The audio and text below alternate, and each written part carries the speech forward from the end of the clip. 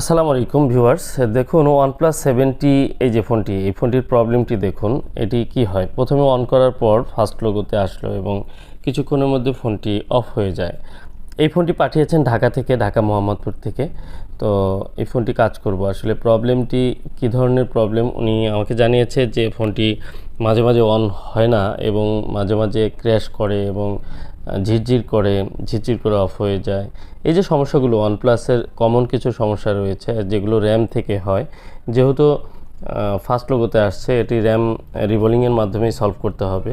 সিপিইউর উপরে যে র্যামটি থাকে, আর এটি অনেক হার্ড একটি গ্লু দ্বারা পেস্টিং করা থাকে। আপনারা জানেন যে OnePlus-এর কাজগুলো কিন্তু খুবই হার্ড একটি কাজ এবং কি গ্লুগুলো অনেক হার্ড থাকে। তো এই যে এই ফোনটি কিন্তু একদম ফ্রেশ কন্ডিশনে রয়েছে, মানে ইতিপূর্বে কেউ কোনো কাজ করেনি। ফোনটির যে ফ্রেশ কন্ডিশনে ফোনটি আমার কাছে পাঠিয়েছেন। আর এই ফোনগুলো সাধারণত আমি বলে থাকি যে আপনারা ফার্স্ট টাইম বা ফ্রেশ কন্ডিশনে ফোনগুলো থাকলে তখনই পাঠাবেন।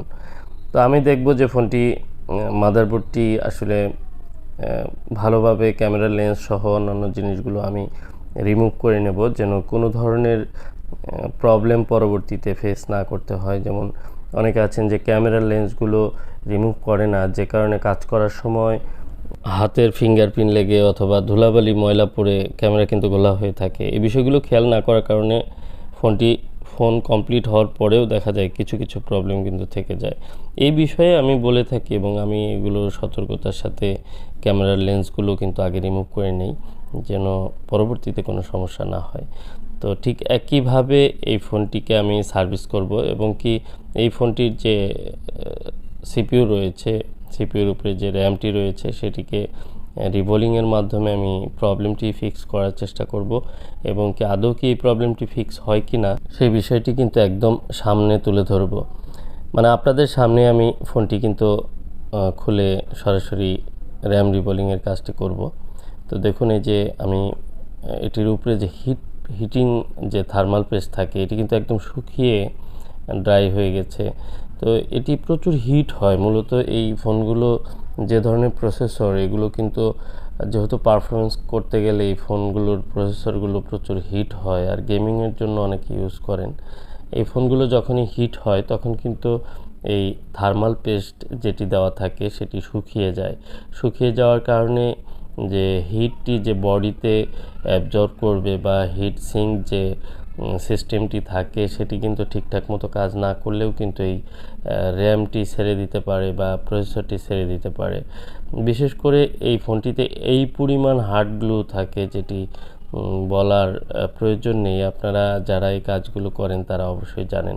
এটি অন্য যে কোনো ধরনের ফোনের থেকে একদমই আলাদা। প্রচুর হার্ড গ্লু থাকে এবং কি এটির র্যামটি রিমুভ করতেই দেখুন অনেক বেশি প্রেশার ক্রিয়েট করতে হচ্ছে। যদিও প্রেশার ক্রিয়েট করা এটি অনেক হিসাব করে করতে হয়, যেহেতু আমি প্রসেসরের কাজগুলো প্রতিনিয়ত করি আমি জানি। তো স্বাভাবিকের চেয়ে একটু বেশি হার্ড থাকে এবং কি আমি যেহেতু সিপিইউটি রিমুভ করব না, সেহেতু আমাকে মেল্টিং পয়েন্টে এমনভাবে নিতে হবে যেন আমার সিপিইউটি লিকেজ না হয়, সিপিইউর যে বলগুলো রয়েছে সেগুলো লিকেজ না হয়। এবং কি আমি সেটি করেছি সুন্দরভাবে। আর র্যামটি খুবই নিখুঁতভাবে রিবোলিং করেছি। র্যামে কোনো ধরনের স্ক্র্যাচ নেই, কোনো ধরনের ড্যামেজ নেই। তো আমি এখন যেহেতু ফোনটি রানিং, আপনারা দেখেছেন যে ফার্স্ট লোগো এসেছে, তো আমি র্যামটি রিবোলিং করে ইনস্টল করলাম। এখন আপনারা দেখতে পাবেন যে এই ফোনটি রান হয় কি হয় না। আর যদি ফোনটি রান না হয়, ডেড হয়ে যায়, সেক্ষেত্রে কিন্তু আমাকে পরবর্তীতে সিপিইউটি খুলে রিমুভ করে রিবল করে লাগাতে হবে। কারণ র্যাম রিমুভ করা এবং র্যাম ইনস্টল করার সময় যদি হিটিংয়ের কারণে নিচের সিপিইউর বলগুলো ছেড়ে দেয়, তাহলে কিন্তু সিপিইউটি রিমুভ করে রিবলিং ছাড়া আর কোনো ওয়ে থাকে না।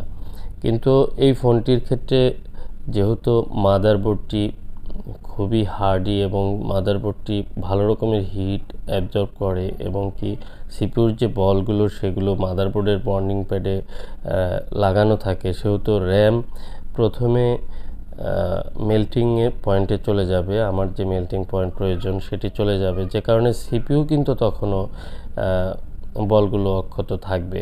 এই যে একটি পয়েন্ট, এটি খুবই সূক্ষ্মভাবে হিসাব করতে হয় এবং কি খুব সূক্ষ্মভাবে কিন্তু এই কাজটি করতে হয়, যেন একটু এদিক সেদিক হলে আপনার সিপিইউটি বল বের হয়ে যেতে পারে এবং সেগুলো লিকেজ হয়ে গেলে পুনরায় সিপিইউ রিভল ছাড়া আর হবে না।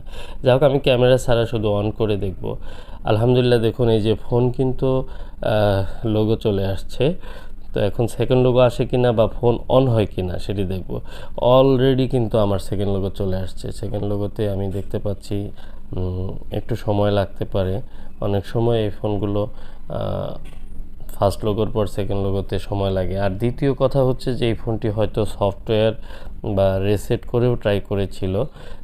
যিনি ঢাকা থেকে পাঠিয়েছেন উনি কিন্তু নিজে একজন শপকিপার, যেহেতু উনি একজন দোকানদার, উনি পাঠিয়েছেন কাস্টমারের একটি ফোন। আর উনি ইতিপূর্বে আমার কাছ থেকে অনেকগুলো ফোন সার্ভিস করে নিয়েছে। তো আলহামদুলিল্লাহ, সার্ভিস সবসময় বেটার পেয়েছে এবং চেষ্টা করি আমি ভালো কিছু করার। সেই কারণেই কিন্তু উনি আমার কাছে এই ফোনগুলো পাঠান এবং ফ্রেশ কন্ডিশনের ফোনগুলোই পাঠান, যেন ঠিক হয়। তো আমি যে কাজগুলো পারবো না সেই কাজগুলো আমি নেই না। যে কাজগুলো সম্ভাবনা রয়েছে আপনাকে ভালো সার্ভিস দেওয়ার, সেই কাজগুলোই কিন্তু আমি অ্যাগ্রি করি। অনেকেই ফোন পাঠাতে চান, আমি ইচ্ছে করলে কিন্তু প্রচুর ফোন কিন্তু আমি রিসিভ করতে পারি, কিন্তু আমি শুধু ফোন নিয়ে বসে থাকবো, আপনাদের সার্ভিস দিতে পারবো না, এরকম হলে খুবই খারাপ লাগে বিষয়টি। তো যে কারণে আমি চাই না যে এলোমেলো সব ধরনের ফোন রিসিভ করতে। আর একটা মানুষ একা কত আর কাজ করতে পারে। তো যাই হোক, OnePlus 7T, যেহেতু এই ফোনটি র্যাম থেকে সমস্যা ছিল এবং অন হতো না, তো আলহামদুলিল্লাহ ফোনটি অন হয়েছে। আশা করি ফোনটি খুবই ভালো চলবে। ফোনটিতে যদি আগামীতে কোনো সময় সমস্যা হয়, সেই বিষয়টিও মাথায় রাখতে হবে যে এটি সিপিইউ রিভলিংয়ের মাধ্যমে কিন্তু তখন সলভ করতে হবে।